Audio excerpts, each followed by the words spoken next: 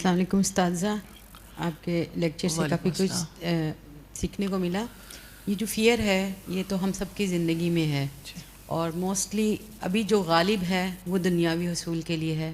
اچھا پڑھو نہیں تو نوکری نہیں ملے گی، پنکچوئل ہو جاؤ تاکہ آپ کا بزنس میں کامیابی ہو جائے، اور آپ ہر قسم کا ہر بچہ، یعنی کہ ایک چھوٹا بچہ ہے وہ اسکول میں تو اس کو پڑھائی کا خوف ہے، لڑکا ہے تو جاب میں ہے تو اس کو جاب کا خوف ہے، لڑکی ہے تو اس کی شادی ہونی ہے تو اس کو اپنے مستقبل کا خوف ہے، ماں ہے تو اس کو بچوں کا خوف ہے.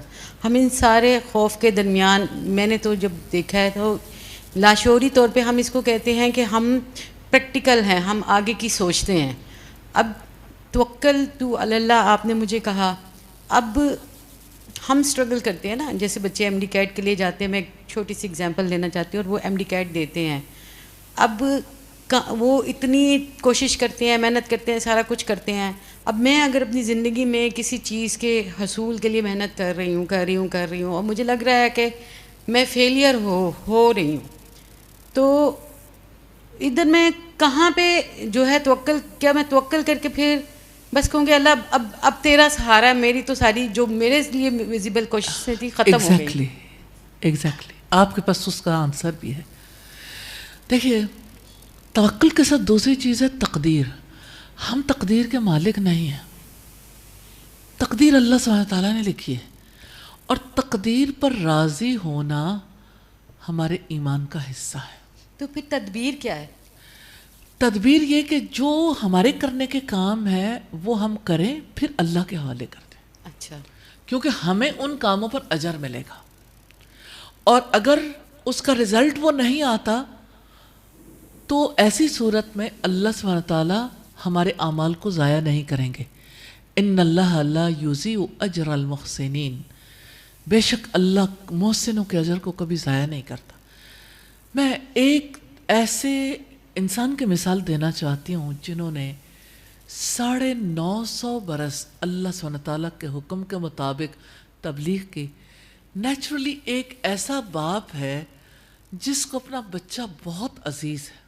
وہ اپنے بچے سے کہتے ہیں، جس وقت تو کشتی بنا رہے ہوں گے، کیا کچھ بیتا ہوگا. اللہ سبحانہ تعالیٰ نے ان سارے واقعات کو بیان نہیں کیا کہ بچوں کی طرف سے کیا ریاکشن ہے. این اس موقع پر وہ منظر ہمیں دکھایا گیا جس میں نوح علیہ السلام اپنے بیٹے سے کہتے ہیں کہ آؤ کشتی پہ سوار ہو جاؤ، اور بیٹا کہتا ہے کہ یعنی مجھے سوار ہونے کی ضرورت نہیں ہے. حضرت نوح کہتے ہیں کہ آج کے دن لا عاصم اليوم، آج کے دن کوئی بچانے والا نہیں. تو بچہ کہتا ہے کہ میں اس پہاڑ پر چڑھ جاؤں گا.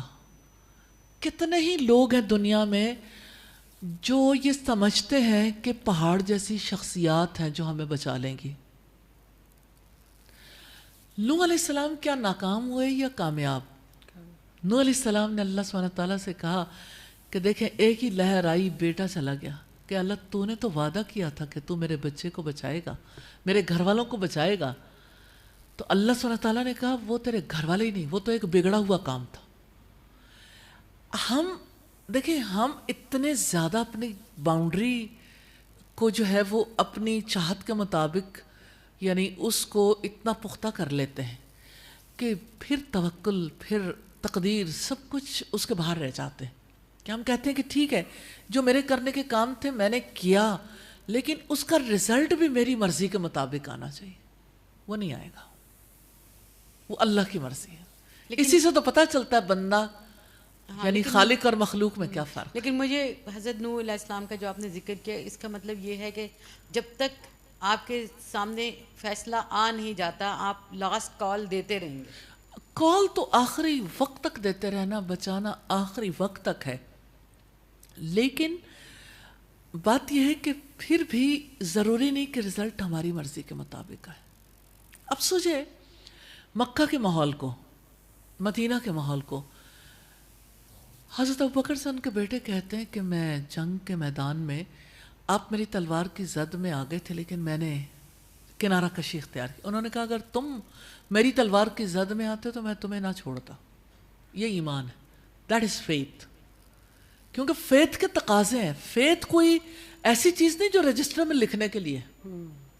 فیتھ کا تعلق تو ہماری زندگی سے ہے نا، تو ہماری زندگی سے اس کا یہ تعلق ہے کہ ہم اپنے آپ کو ٹوٹلی سبمٹ کر دیں اللہ کی رضا کے سامنے.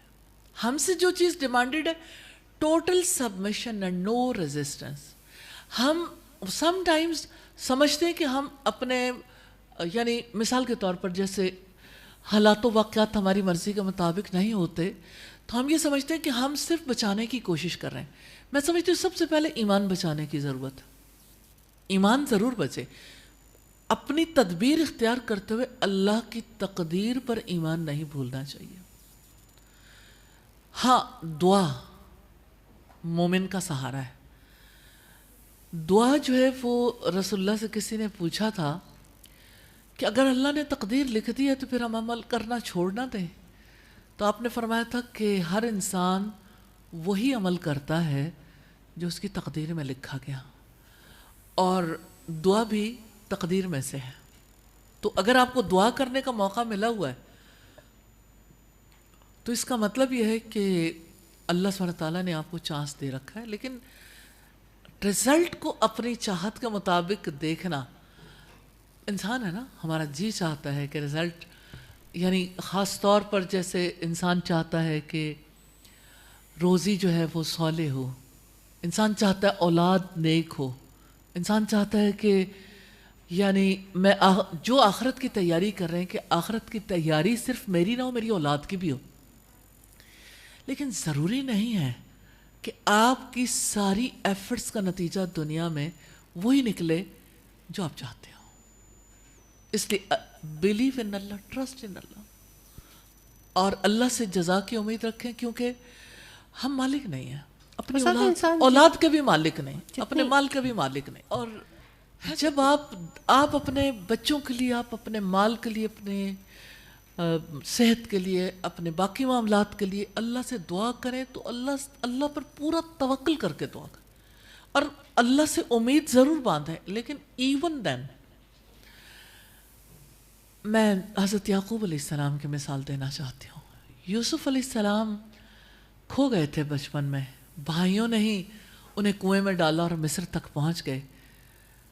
اور پھر جس وقت قحط پڑا اور قحط کے دوران غلہ لینے کے لیے بھائی گئے مصر میں، تو انہوں نے اپنے بھائی کا غلہ مانگا ہوگا.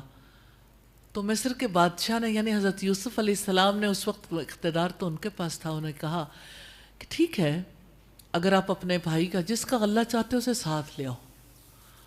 اور جب انہوں نے باپ سے کہا کہ آپ ساتھ جانے دیں تو آپ سوچئے کہ کیا کیفیت ہوئی ہوگی باپ کی. ایک بیٹا کھو چکے، اور نبی ہونے کے ناطے انہیں پتہ تھا، انہیں اندازہ بھی تھا کہ کیا معاملہ ہے. اور جو حضرت یوسف علیہ السلام نے خواب دیکھا تھا، خوابوں کی تعبیر کا علم رکھتے تھے. ایون دین بچوں نے کہا ہم حفاظت کریں گے اپنے بیٹوں سے، کہتے ہیں ایک دروازے سے داخل نہ ہونا، الگ الگ دروازوں سے جانا، کیونکہ جتھا بن کے جاؤ گے تو لوگ سمجھیں گے کہ کوئی ہم پہ حملہ آور ہونے کے لیے آ رہے.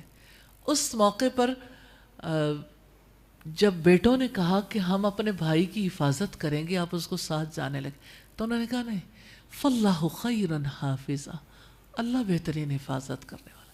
اور آپ دیکھیں تدبیر انہوں نے اختیار کی، لیکن ہوا کیا کہ جب مصر پہنچے تو یعنی ظاہر ہے کہ حالات مختلف تھے. ٹھیک ہے وہاں حادثہ پیش نہیں آیا، لیکن بادشاہ کا پیالہ کھو گیا اور اس کے بدلے میں بنیامین کو وہاں رکھ لیا گیا. تو جو انہوں نے وعدہ کیا تھا کہ اپنے آپ کے بچے کو ہم واپس لے آئیں گے، وہ تو نہیں لا سکے. اور اللہ کی تقدیر کے مطابق ایسا ہونا تھا، کیونکہ 11 ستاروں اور سورج اور چاند نے سجدہ کرنا تھا. اللہ سبحانہ تعالیٰ نے انہیں مصر لے کے آنا تھا. اور آپ سوچئے کہ یعنی بنی اسرائیل مصر تک کیسے پہنچے.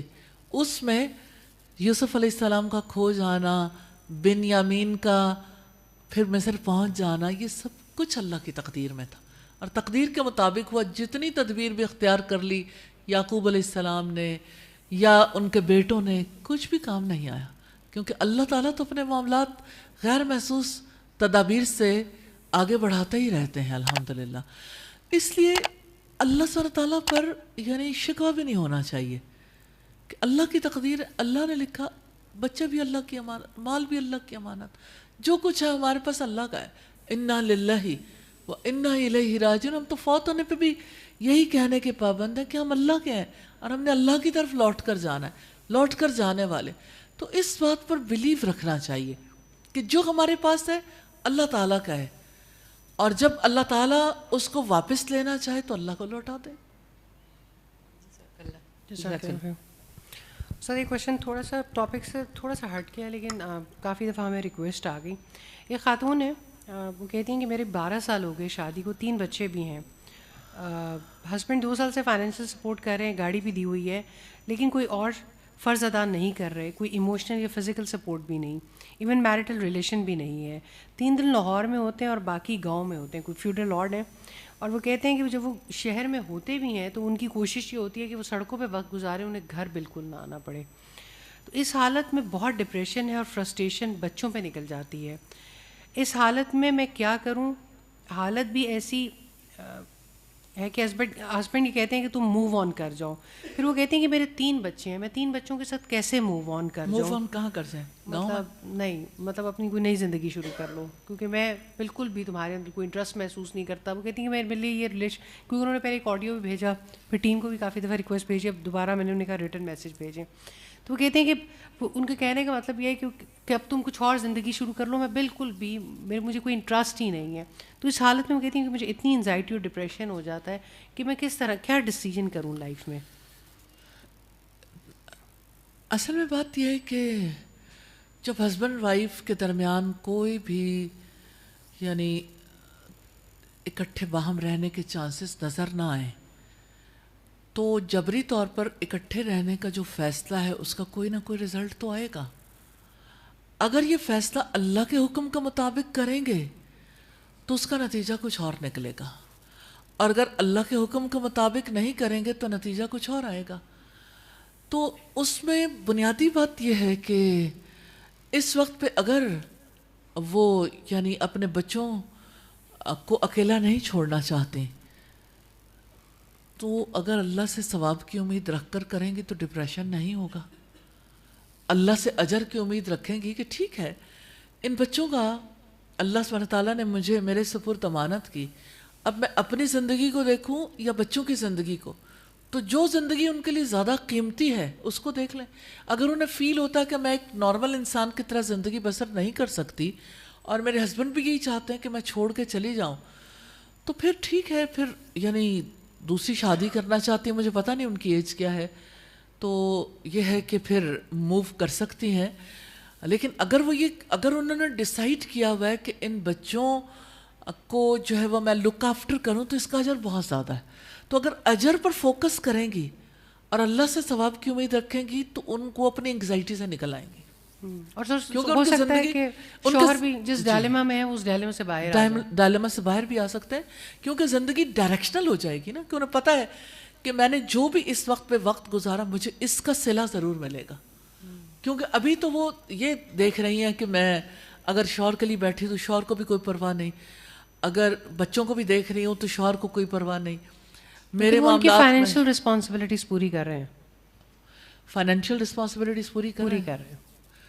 اور وہ یہ کہتے ہیں کہ مجھے نہیں پتا میرا دل تمہارے سے کیوں بند ہو گیا، پہلے ایسا ہوتا تھا کہ میں زیادہ بول جاتی تھی تو تمہاری زبان کی وجہ سے میرا دل اس بات سے اچاٹ ہو گیا، میرا بالکل اٹریکٹ نہیں ہوتا. تو پھر اس کے لیے یہ ہے کہ جو محبت کا مالک ہے نا اس کے آگے دعا کر لیں، ربنا حب لنا من ازواجنا وذریاتنا قرۃ اعین وجعلنا للمتقین اماما. بہت زیادہ بہت افیکٹو دعا ہے، لیکن رزلٹ اسی وقت آئے گا جب اللہ کی تقدیر ہوگی. دوسری بات یہ کہ سم ٹائمز یعنی شیاطین بھی بہت زیادہ برا اثر ڈالتے ہیں. جب گھر کے اندر آپ انٹر ہوتے ہیں، جب آپ واش روم میں انٹر ہوتے ہیں، شیاطین انتظار کرتے ہیں، تو ان کے اثرات سب سے زیادہ برا اثر جو ہے وہ ہسبینڈ وائف ریلیشن شپ پہ ہوتا ہے. تو یہ ہے کہ رقیہ شریعہ بھی لگائیں، اور اس کے ساتھ جو ہے وہ سورہ البقرہ پڑھ بھی سکتی ہیں، لگا بھی سکتی ہیں، اور اللہ سبحانہ تعالیٰ سے دعا کریں. اور اگر انہیں کسی کل چین نہیں ملتا تو استخارہ کر لیں کہ اس سچویشن میں کیا کر لوں، تو انشاءاللہ اللہ تعالیٰ راستہ نکالے. آمین. جزاک اللہ خیر. جی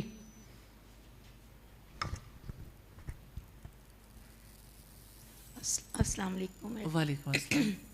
میرا سوال یہ ہے کہ ہم لوگ بہت سی معاشرتی برائیاں یا رسومات جو غیر ضروری شادی بیاہ پہ یا فوتگی پہ جو ہم رسومات کرتے ہیں، تو اگر ہم پتہ ہونے کے باوجود وہ کرتے ہیں لوگوں کے ڈر سے، ہم اس ڈر سے کرتے ہیں کہ لوگ کیا کہیں گے، تو کیا یہ اس میں ہماری ایمان کی حالت کیا ہوگی، اور یہ رسومات کس حد تک؟ اسے ایمان تو نہیں کہتے نا، بے ایمانی ہے.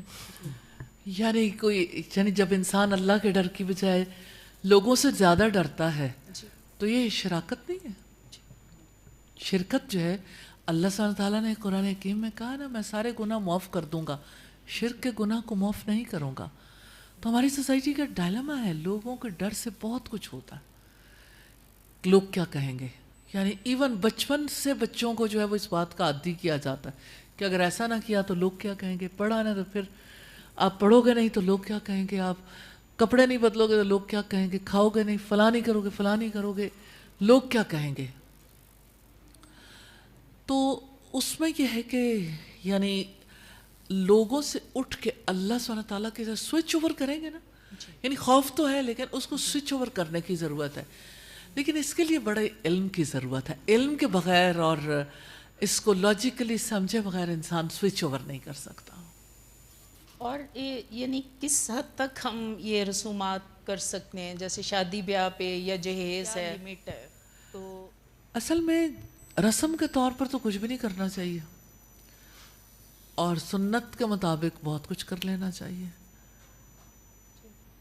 اس کے لیے کوئی لمٹ تو تب ہو کہ آپ جو ہے وہ کنسپچولی اگر دیکھیں کہ لمٹ تو تب ہو کہ جب ایک کام جو ہے وہ اس کے کرنے کا اللہ سبحانہ تعالیٰ سے ہم ثواب کی امید رکھیں، اس کا یعنی وہ سنت کے مطابق ہو، پھر تو ٹھیک ہے. لیکن آپ نے اگر اپنی بیٹی کو رخصت کرنا ہے اور آپ نے دوسرے گھر میں بھیجنا ہے اور آپ اس کی ضرورت کی اپنے اکارڈنگلی کچھ چیزیں جو ہے وہ کچھ سیٹلمنٹ کر دیتے ہیں، تو اس میں کوئی ایسی بات نہیں ہے. آخر اولاد ہے، لڑکا ہو یا لڑکی، لیکن یہ ہے کہ اس کی وجہ سے جو ایک سوسائٹی کے اندر پھر وہ ریس لگ جاتی ہے، اس ریس سے بچنے کے لیے یہ ہے کہ ان چیزوں کو لوگوں کے سامنے اوپن نہیں کرنا چاہیے کہ ہم کیا کر رہے ہیں. ریاکاری سے بچنا چاہیے، ان چیزوں کے بارے میں زیادہ بتانا نہیں چاہیے. اور یہ ہے کہ نیچرلی رسول اللہ صلی اللہ علیہ وسلم نے بھی حضرت علی سے کہا تھا کہ تم اپنی یعنی اس کے جو انتظامات کیے تھے نا، آج ہم کہتے ہیں کہ حضرت فاطمہ کا جہیز یہ تھا، تو حضرت فاطمہ کے لیے جتنی چیزیں پریپیئر ہوئی تھیں اس کے لیے اماؤنٹ حضرت علی لے کے آئے تھے. تو اصل اس کی یہ ہے کہ لڑکے کو انتظام کرنا چاہیے، اور ہمیں اس بارے میں ضرور سوچنا چاہیے کہ ذمہ داری تو یہ ظاہر ہے کہ لڑکی والوں کی تو ذمہ داری نہیں ہے. پیرنٹس تو اپنی قیمتی ترین متاع نکال کے تو دے رہے ہیں، تو اس کے ساتھ وہ اگر کوئی سارا مال بھی لے جانا چاہے تو یہ تو نیچرلی ٹھیک نہیں ہے. میرے خیال میں ان کا سوال یہ بھی ہے کہ اب تو اتنے سارے فنکشنز ہوتے ہیں، یعنی ایک ہے کہ آپ افورڈ بھی کر سکتے ہیں، اور اس طرح یہ جو نمبر آف فنکشنز ہوتے ہیں ہم سارے ہی ایسے ہیں اور ایسے ہی خاندانوں اور گھرانوں سے تعلق بھی رکھتے ہیں، ہم یہ سب پارٹیسپینٹ بھی ہوتے ہیں.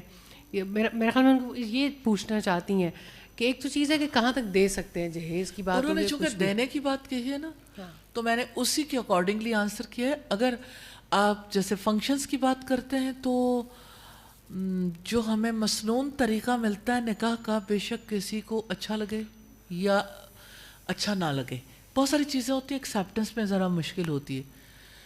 تو اس کا اصل طریقہ تو یہ ہے کہ یعنی ہمارے اسلاف تو یوں کرتے تھے کہ بیٹی کا نکاح کیا اور اس کو لڑکے کے گھر جا کے خود ہی چھوڑا ہے، نو بارات اینڈ نتھنگ ایلسز.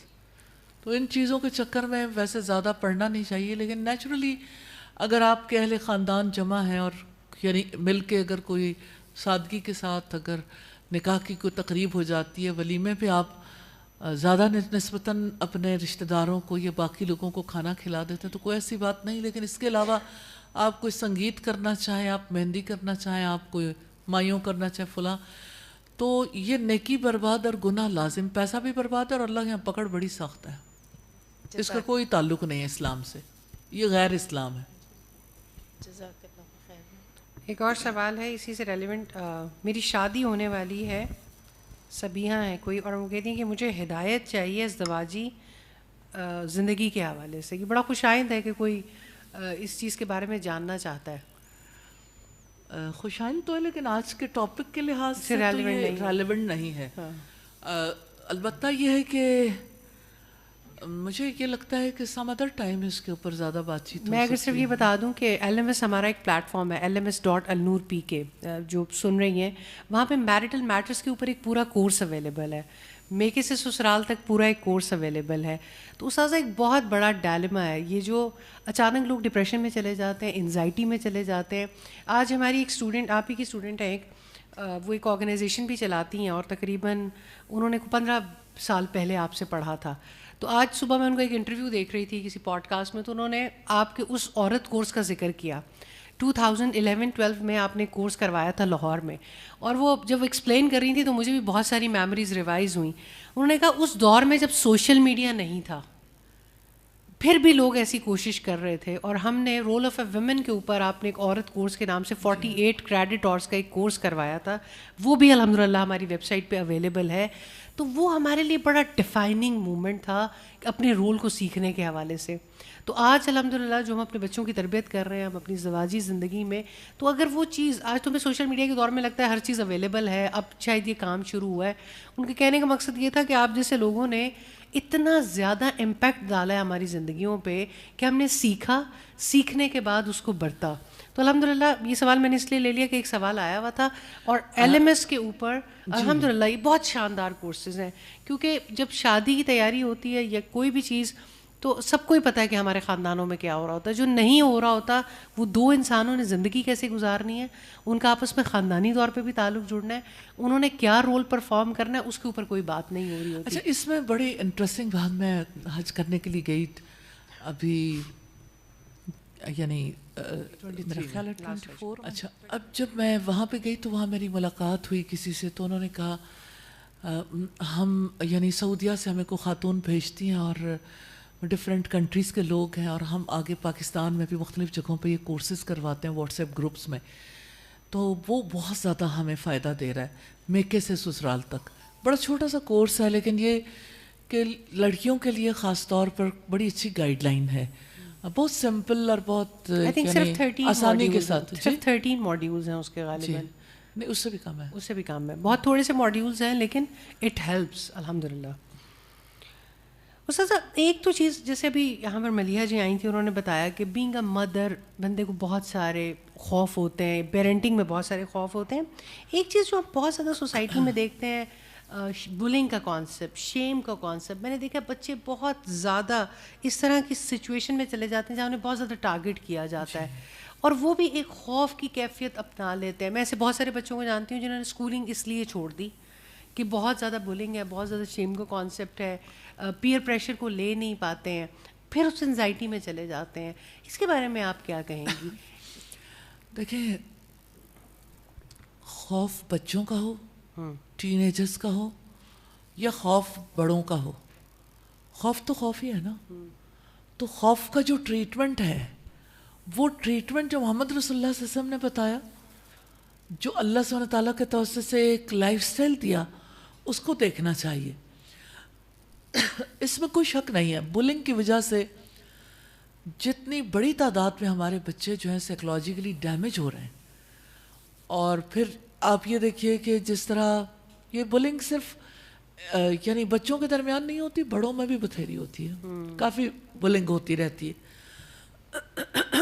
اور خاندانوں میں بھی یہ سلسلہ چلتا رہتا ہے.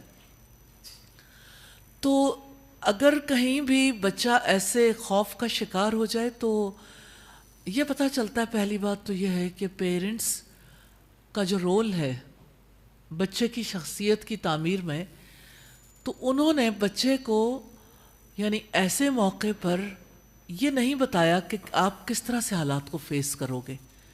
اب اگر بچہ آ کے ایسی کو بات کہتا ہے تو اس موقع پر ظاہر ہے وہی اگزامپلس دینی ہے جو رسول اللہ صلی اللہ علیہ وسلم کے ساتھ معاملات پیش آئے، کہ لوگ ان کا کیسے مذاق اڑاتے تھے، کس طرح سے تانے دیتے تھے، کس طرح تشدد کرتے تھے، اور اس موقع پر آپ صلی اللہ علیہ وسلم اور آپ کے ساتھی کیا کرتے تھے. بچوں کو جو ہے وہ اذکار بھی سکھانے چاہیے، حسبنا اللہ ونعم الوکیل، اور بچوں کو بتانا چاہیے کہ دیکھیں آپ اللہ تعالیٰ پر توکل کرو گے تو اللہ تعالیٰ آپ کی جگہ یعنی اسی طرح سے آپ کا ساتھ دے گا جس طرح حضرت ابوبکر صدیق کا ساتھ دیا تھا. ایک دفعہ ایسا ہوا کہ نبی صلی اللہ علیہ وسلم ایک محفل میں موجود تھے اور وہاں پہ حضرت ابوبکر صدیق اور کسی کے درمیان آپس میں بات چیت چل رہی تھی تو کسی نے بہت زیادہ گالی گلوچ کی حضرت ابوبکر سے. تو حضرت ابوبکر صدیق خاموش رہے, انہوں نے جواب نہیں دیا. تو نبی صلی اللہ علیہ وسلم مسکراتے رہے, لیکن پھر ایک موڑ ایسا آیا جہاں رسول اللہ نے دیکھا کہ حضرت ابوبکر نے بھی جواب دیا تو آپ وہاں سے اٹھ گئے. تو حضرت ابوبکر صدیق واپس گئے اور انہوں نے پوچھا کہ جب تک تو مجھے گالیاں پڑتی رہیں تو آپ مسکراتے رہے, اور جس وقت یعنی میں نے بات کی جواب دیا تو آپ اٹھ کے چلے گئے. تو آپ نے فرمایا, اب یہ ایک گائیڈ لائن ہے, جب یعنی میں نے بات کی, میں نے تو اپنا دفاع کیا تھا تو آپ اٹھ کے چلے گئے, تو آپ نے فرمایا جب تک تم خاموش تھے فرشتہ تمہاری طرف سے جواب دے رہا تھا, اور جب تم چلے گئے تو فرشتہ چلا گیا اور شیطان آ گیا. تو جہاں شیطان ہوگا وہاں میں تو نہیں رہوں گا. تو اس میں گائیڈ لائن یہ ہے کہ اس موقع پر اللہ سبحانہ تعالیٰ کے سپرد کریں اپنے معاملے کو اور اللہ سے مدد مانگیں, اور یہ یقین رکھیں کہ اللہ تعالیٰ کا فرشتہ آپ کی طرف سے ضرور آنسر کرے گا. اور کسی کی بولنگ پر آپ ٹرسٹ نہ کریں اور آپ بلیو نہ کریں کہ آپ ایسے ہو. آپ وہی کچھ ہو جو اللہ تعالیٰ نے آپ کو بنایا. آپ شکل و صورت پر کوئی بات کرتا ہے, آپ کے کوئی اٹھنے بیٹھنے چلنے پھرنے پہ کوئی بات کرتا ہے, تو آپ یقین رکھو اس بات پہ کہ اگر وہ طریقہ یعنی ایک رائٹ وے ہے تو پھر کبھی آپ کو پریشانی نہیں ہونی چاہیے. تو پھر غار ثور کا واقعہ جو وہ بہت زیادہ ہیلپ فل ہے.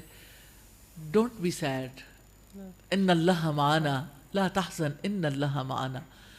اور اپنے بچے کی جو ہے وہ ساری بات سن کے پھر ان کو جب گائیڈ کریں گے تو انشاءاللہ تعالی بچے کو بھی حوصلہ ملے گا.